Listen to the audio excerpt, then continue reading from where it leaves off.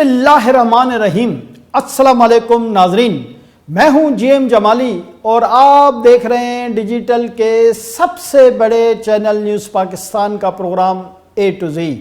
नाजरीन, आज हम अपने शो में दो अहम मौज़ूआत पर बात करेंगे।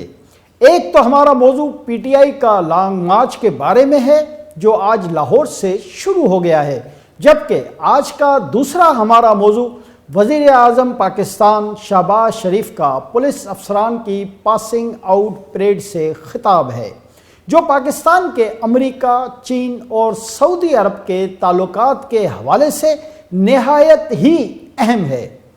चलिए नाजरीन, तो हम आज आपके प्रोग्राम के पहले हिस्से में शहबाज शरीफ के खिताब की बात करते हैं, जिससे मुल्क, मईशत और खारजा ताल्लुकात में इस्तेहकाम लाने का अंदिया मिल रहा है, जबकि इमरान खान का लॉन्ग मार्च मुल्क को अदम इस्तेहकाम की तरफ ले जाएगा। लिहाजा हम इसका तस्करा प्रोग्राम के दूसरे हिस्से में ही बादिल नाख्वास्ता करेंगे।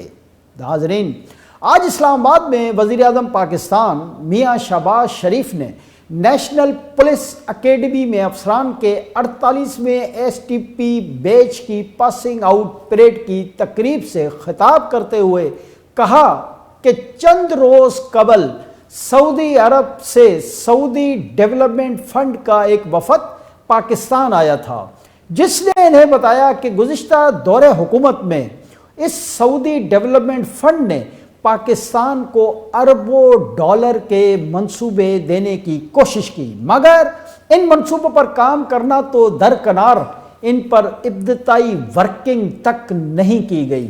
वज़ीर आज़म ने कहा कि इस पर इन्हें वफद के सामने बहुत शर्मिंदगी का सामना करना पड़ा। वज़ीर आज़म ने कहा कि उन्होंने वफद से माजरत करने के साथ साथ सिर्फ 2 दिन का वक्त मांगा और 2 दिन में प्रोजेक्ट की इब्तदाई मंसूबा बंदी कर ली गई है। वज़ीर आज़म ने बताया कि इन मंसूबों में एक अस्पताल का मंसूबा था जो सऊदी अरब की जानिब से तोहफे के तौर पर दिया गया था। इस प्रोजेक्ट की एक ईंट तो दूर की बात, माजी की हुकूमत प्रोसीजर भी आगे न बढ़ा सकी। उन्होंने कहा कि सऊदी अरब क्या कहता होगा कि हमने इन्हें ग्रांट दी, उसको भी ये इस्तेमाल न कर सके। सऊदी वलीअहद से मेरी मुलाकात हुई, जिसमें मैंने उनसे कहा कि आपने हमें ग्रांट्स दी। सऊदी वलीअहद से भी मैंने इस प्रोजेक्ट में ताख़ीर पर माजरत की। वज़ीर आज़म शहबाज शरीफ ने बताया कि सऊदी वलीअहद ने कहा कि मैं हर चीज़ के लिए तैयार हूँ।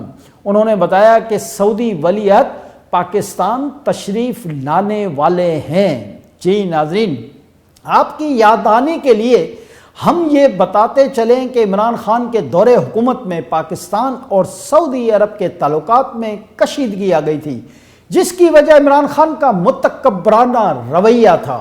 इमरान खान ने हुकूमत में आने के बाद अपने पहले दौरा सऊदी अरब के दौरान सफारती आदाब के मनफी रवैया अख्तियार किया था, जिस पर सऊदी अरब की हुकूमत और शाही ख़ानदान बहुत ज़्यादा नाराज़ था और इसी वजह से तकरीबन 3.5 साल से ज़ायद अरसे पाकिस्तान और सऊदी अरब के दरमियान ताल्लुकात में सर्द मोहरी रही।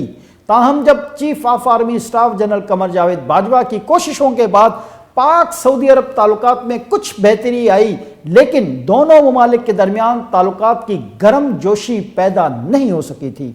वज़ीर आज़म ने इस हवाले से अपने खिताब में इमरान खान के खिलाफ सख्त लहजा अख्तियार करते हुए कहा कि जो लोग कशकोल लेकर जाते हैं, इनमें अकड़ नहीं होनी चाहिए। जी नाज़रीन, जब से मौजूदा हुकूमत बरसर इक़्तिदार आई है, उसके बाद से वज़ीर ख़ारजा बिलावल भुट्टो ज़रदारी और वज़ीर आज़म मियाँ मोहम्मद शहबाज शरीफ की कोशिशों और कामयाब ख़ारजा पॉलिसी के नतीजे में अब दोनों ममालिक के दरमियान 2 तरफ़ा ताल्लुकात असर नो बहाल हो चुके हैं और अब दोनों ममालिक के हुक्मरान एक दूसरे से करीबी राब्तों में भी हैं। वज़ीर आज़म ने अपने खिताब में मज़ीद कहा कि हमने बहुत मुश्किल से सऊदी अरब को पाकिस्तान में सरमायाकारी के लिए आमादा किया है, जिसके नतीजे में सऊदी अरब पाकिस्तान में 9 से 10 अरब डॉलर की सरमायाकारी के ज़रिए एक ऑयल रिफाइनरी लगाने पर भी रजामंद हो गया है। इस मंसूबे पर भी बहुत जल्द काम शुरू हो जाएगा। नाज़रीन, वज़ीर आज़म ने तकरीब से खिताब करते हुए यह भी बताया کہ چین ہمارا پائیدار دوست ہے، سعودی عرب ہمارا برادر ملک ہے، ہمیں ماضی کی غلطیوں سے سبق حاصل کرنا چاہیے۔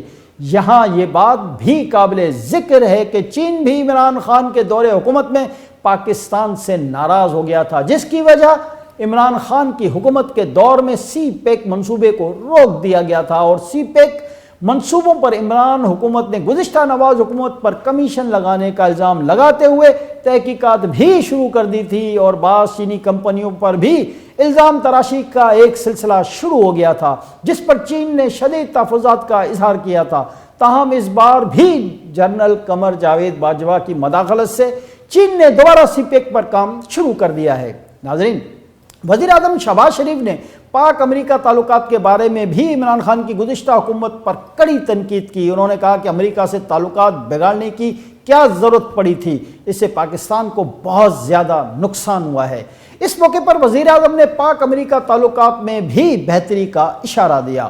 انہوں نے کہا کہ موجودہ حکومت کی کوششوں کے نتیجے میں پاکستان کے امریکہ سے تعلقات بھی معمول پر آ رہے ہیں۔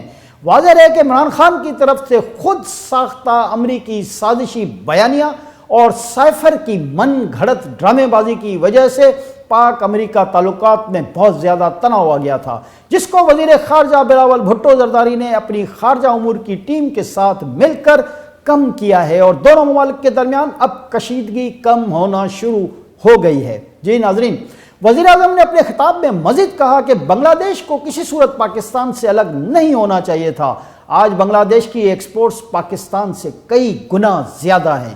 تاہم انہوں نے امید ظاہر کی کہ پاکستان تمام مشکلات کے باوجود اقوام عالم میں اپنا کھویا ہوا مقام دوبارہ ضرور حاصل کر لے گا۔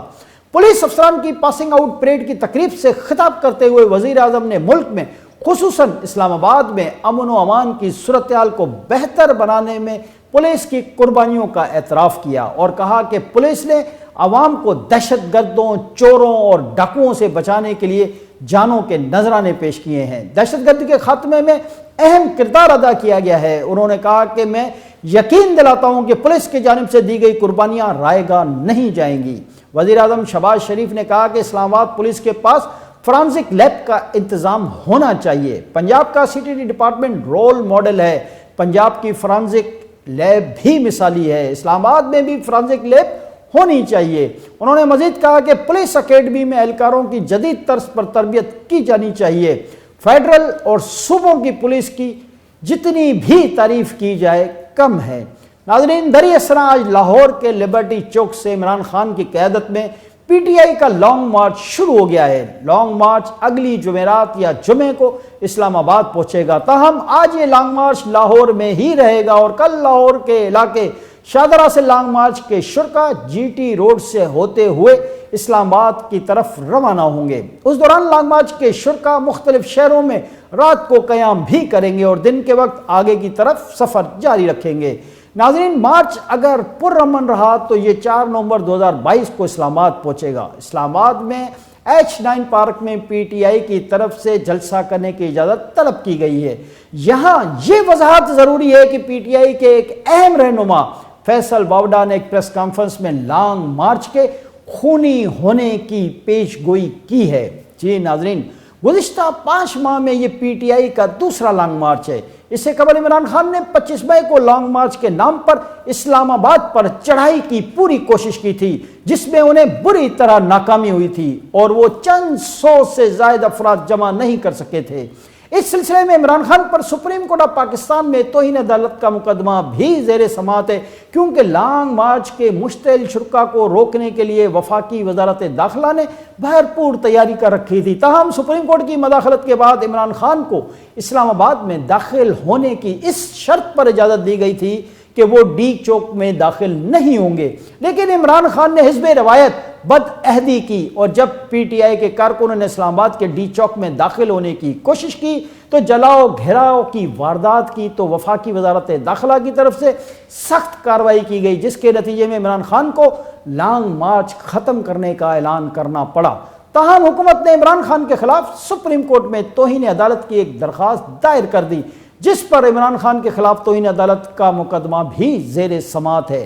یہاں یہ بات بھی اہم ہے کہ زیادہ تر قانونی ماہرین اور مبصرین کا کہنا ہے کہ توہین عدالت کے اس معاملے میں بھی سپریم کورٹ کی طرف سے عمران خان کے لیے ایک مرتبہ پھر نرم رویہ دیکھنے میں آ رہا ہے۔ ناظرین، آج عمران خان نے لاہور میں لانگ مارچ کے شرکاء سے خطاب کرتے ہوئے کہا کہ وہ ملک میں صاف شفاف الیکشن کا مطالبہ کر رہے ہیں۔ انہوں نے کہا کہ ہمارے نظام کی وجہ سے غریب کو انصاف نہیں ملتا۔ انہوں نے کہا کہ میں چاہتا ہوں کہ ہمارے ملک کے فیصلے واشنگٹن اور لندن میں نہ ہوں اور پاکستان بھی بھارت کی طرح روس سے سستا تیل خریدنے کا حق رکھے۔ گزشتہ روز D G I S I general Nadeem Anjum کی پریس کانفرنس کے حوالے سے عمران خان نے کہا کہ میں ان کی پریس کانفرنس کا جواب دے سکتا ہوں، لیکن میں اس لیے ایسا نہیں کروں گا کہ اس کے نتیجے میں ملک کے ادارے کمزور ہوں گے۔ انہوں نے کہا کہ ہم موجودہ حکومت کو کبھی قبول نہیں کریں گے۔ آخر میں ایک مرتبہ پھر مارچ کے شرکاء سے حلف بھی لیا گیا۔